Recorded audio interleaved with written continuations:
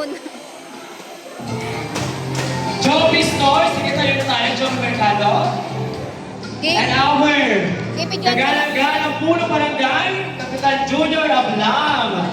Our fourth runner-up will receive a crown, sash, bag, teddy bear, plus 2,000 pesos in cash. And our fourth runner. Okay, our fourth runner-up with average 82.37. Palakpakan po natin, walang iba, contestant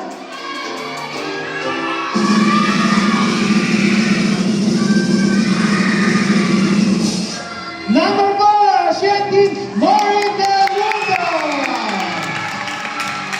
That is our fourth runner-up. Ulitin ko po ito po ay running score. Running score po tayo. That is our fourth runner-up. That is combining of all the segments that they prepared tonight. Okay. Okay, this time.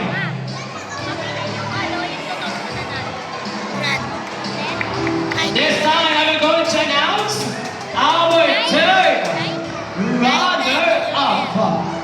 Jess, pagkahan mo ba? Diyan na kayo. Okay, our third runner-up to be awarded by Lumi Marola, please. Kagawad Shirley Galias and Kapitan Junior Ablam. Our third runner-up brother is garnering of an average score of 83.17%, and our third runner-up will receive a crown, sash, bag, teddy bear, and a cash of 3,000 pesos. And this year, Little Miss EB1 2026 third runner-up is none other than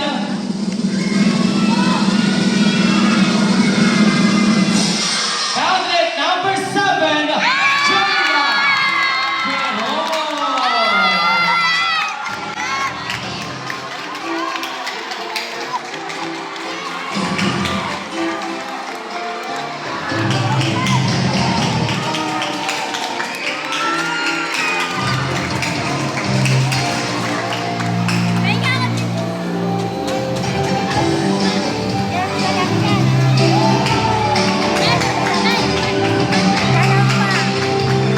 Ulitin ko po this is a running score competition. Okay, mula sa second runner-up naman tayo. Magkano nga matatanggap? Our second runner-up will receive a crown, sash, bag, teddy bear, and a cash of 5,000 cash. and to be awarded by our panel of judges, sponsor Bukaw Own. Madam, congrats, madam. Congrats. Ulitin ko second runner-up will receive crown, sash, bag, teddy bear, plus 5,000 pesos. Okay, our second runner-up with the average of 83.57.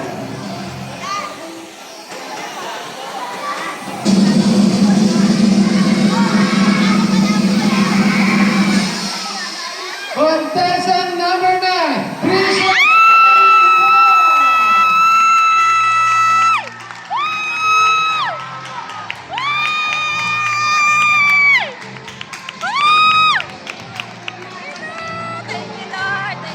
That is our district second runner-up, number 9.